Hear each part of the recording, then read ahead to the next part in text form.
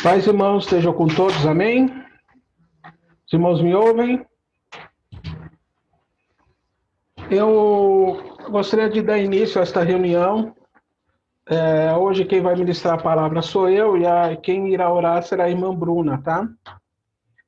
Eu gostaria de, antes de iniciar a palavra, orar e na sequência eu já entro na palavra, tá? Deus de misericórdia, cerca todos os locais, Senhor, que esta live está alcançando com muralhas de fogo. Coloca anjos com suas espadas embanhadas, Senhor, e abra os nossos olhos e ouvidos espirituais, Senhor. Que não seja eu a falar, mas que seja o seu Espírito, Senhor. Que nós possamos, Senhor, ser engrandecidos, Senhor. Nós possamos ser agraciados, Senhor. Que nós possamos ser mudados, Senhor, pela tua palavra. É que eu te peço e te agradeço em nome de Jesus. Amém. Amém. Irmãos, o que é a oração, né? Se não for a nossa conversa com Deus, né? Ela existe em vários níveis, né? Mas eu quero me ater a 3, que é o título dessa mensagem, que é a oração que dá vitória, que salva e que perdoa. A oração que dá vitória, nós podemos ler em Êxodo 17, do 11 ao 13. Tá? A minha versão ela é um pouco diferente, então os irmãos não estranhem, tá? Êxodo 11, 17, a partir do 11. E aconteceu que quando Moisés levantava a sua mão, Israel prevalecia. E quando ele baixava a sua mão, Amaleque prevalecia. 12. Nas mãos de Moisés, mas as mãos de Moisés estavam pesadas, e tomaram uma pedra, e a colocaram debaixo dele, e ele assentou-se nela. E Arão e Hur apoiaram suas mãos de um lado e o outro de outro lado, e suas mãos ficaram firmes até que o sol se pôs. E Josué derrotou Amaleque e seu povo ao fio da espada. Todos conhecemos que a oração do justo muito pode seus efeitos. Na minha versão está escrito assim: a súplica de uma pessoa justa é muito poderosa e eficaz. Tiago 5:10. E nós temos aqui, nessa passagem, um caso onde um líder, que é Moisés, ordenou ao seu adjunto, ou se preferir ao segundo de comando, a ir à guerra que ele oraria. E assim foi. Só que se Moisés estivesse sozinho, ele não iria aguentar muito tempo, porque ele era ser humano, ele tinha um limite de força. Arão e Hur, eles estavam juntos, e o ajudaram, não propriamente com orações, mas mantendo os braços erguidos e firmes, Quando eu estava estudando essa passagem, eu coloquei que nós temos na nossa igreja líderes separados por Deus sobre nós, orando e cuidando. Mas como essa representação de Moisés, nós somos os Arões e os Hurs para ajudar, E nós entramos, nessa meditação da palavra de Deus, e quando nós meditamos na palavra de Deus, nós nos fixamos mais na rocha que é Cristo. E a nossa oração, para nos levar à mudança de hábitos, E aí eu abro um parêntese, porque eu estava... Quando eu orei,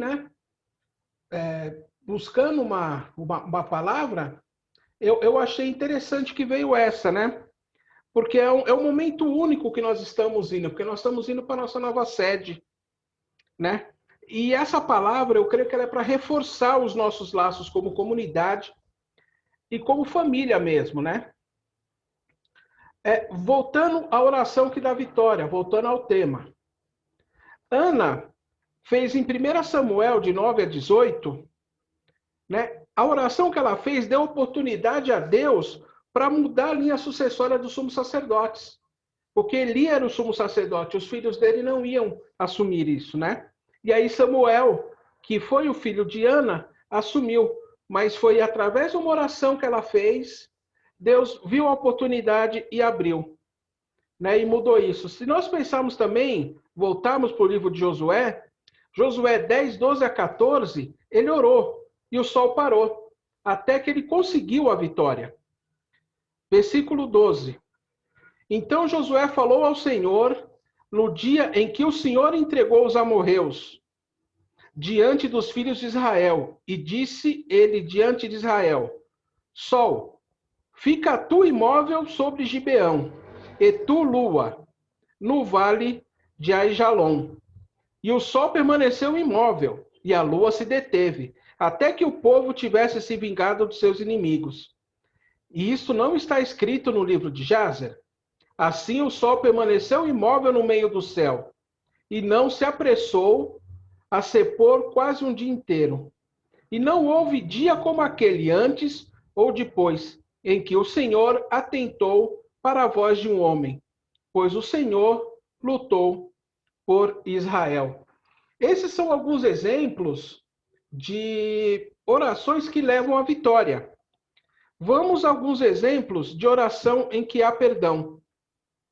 Em Mateus 2, do 2 ao 7, Jesus foi impactado com a fé de 5 pessoas. Essas 5 pessoas, 4 carregavam uma quinta.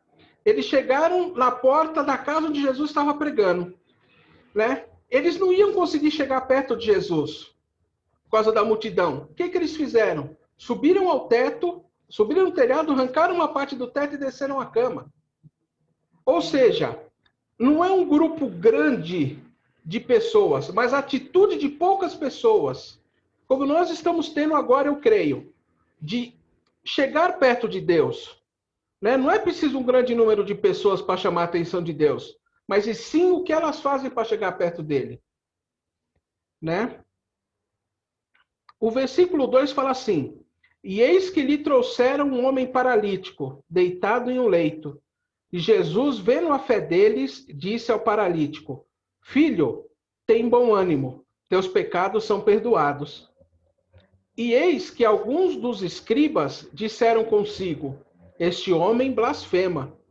Mas Jesus, conhecendo-lhes os pensamentos, disse: Por que pensais mal em vossos corações?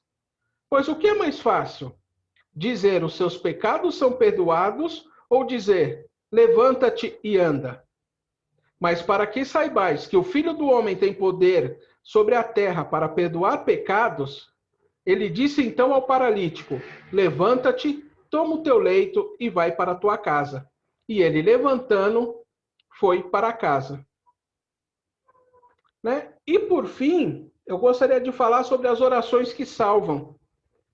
Em Atos 12, 12, diz assim: E ele, considerando isto, foi à casa de Maria, mãe de João, cujo sobrenome era Marcos, onde muitos estavam reunidos e oravam. Salmos, deixa eu só falar um pouquinho sobre essa parte aqui do 12. Herodes, que era um imperador romano, ele tinha matado um dos apóstolos. E como os judeus tinham gostado disso, para ficar bem com os judeus, ele prendeu Pedro. E ele prendeu Pedro como? Deixou Pedro, amarrou dois soldados, acorrentou 2 soldados a ele e deixou mais soldados na porta. Ou seja, teoricamente não era para ele sair de lá. Só que a oração do grupo, que estava na casa de Maria, mãe de João, chegou aos céus e o anjo desceu para salvar Pedro. Entendeu? E nem Pedro acreditou. Eles passaram por uma porta, passaram por 2, aí que ele foi entender o que estava acontecendo. E os próprios irmãos estavam orando. E quando Pedro chegou lá, começou a chamar e o pessoal não acreditou. Quando a menina foi lá, viu que era Pedro e chamou o pessoal falou: não, Pedro está preso. E Pedro não estava mais preso. Por quê? Porque a oração desse grupo chegou aos céus e Deus ouviu. Salmo 5, 11 e 12 diz assim: Mas que todos aqueles que põem a sua confiança em ti se regozijem. que eles sempre gritem de alegria, porque tu os defendes. E que também aqueles que amam o teu santo nome se alegrem em ti. Porque tu, Senhor, abençoarás ao justo. Com favor, tu circundá-lo-ás como um escudo. A oração traz esse escudo. Nós ficamos protegidos, né? Ele chega, conforme nós vamos orando, nós vamos criando uma barreira. E essa barreira vai nos protegendo. Por isso que o diabo fica ao nosso derredor, porque ao nosso redor existem anjos, ao nosso redor existe a nossa oração, existe a oração dos nossos líderes para com a nossa família, existe a oração da nossa própria família, do homem levando as petições da família para Deus como sacerdote e da mulher orando para fortalecer os alicerces da casa. Os dois fazendo coisas diferentes, mas juntas nesse sentido, né? E o que é o dia do Pentecostes, se não a reunião de irmãos orando? E eles ficaram orando até receber, e oraram, e oraram, e oraram, e oraram, até que do céu veio.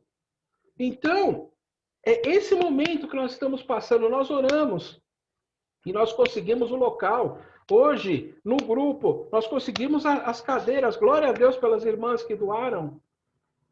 Então, a nossa oração tem sido justa, porque nós estamos pensando nas coisas de Deus, nós estamos pensando no reino, e que essa seja a nossa oração hoje e sempre. Nós não precisamos ser enormes, mas nós precisamos estar próximos de Deus. Elias orou, parou de chover durante 3 anos. Só voltou a chover quando ele orou de novo.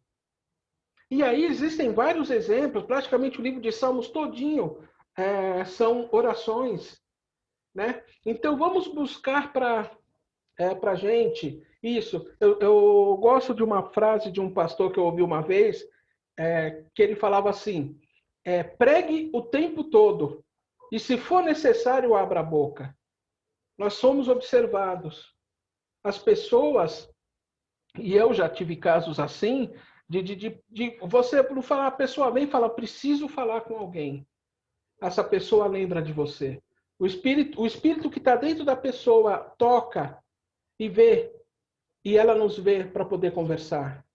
Então, vamos abraçar essa pessoa, vamos trazer essa pessoa. Eu me lembro que o pastor Alfeu sempre fala, esse ministério vai ser um ministério de amor. Esse ministério vai ser um ministério de amor. E nós só vamos amar as pessoas se elas chegarem a nós do jeito que elas estiverem e nós conseguimos abraçá-las. E nós conseguimos dar uma direção para elas. E isso não pode ser uma pessoa que nós nunca vimos, mas ela pode ser uma pessoa que mora dentro da nossa casa. Ela pode ser uma pessoa que convive a vida inteira conosco, né? Eu gostaria de agradecer aqui a oportunidade dessa palavra que Deus colocou no meu coração. E eu gostaria de passar para a irmã Bruna fazer a oração.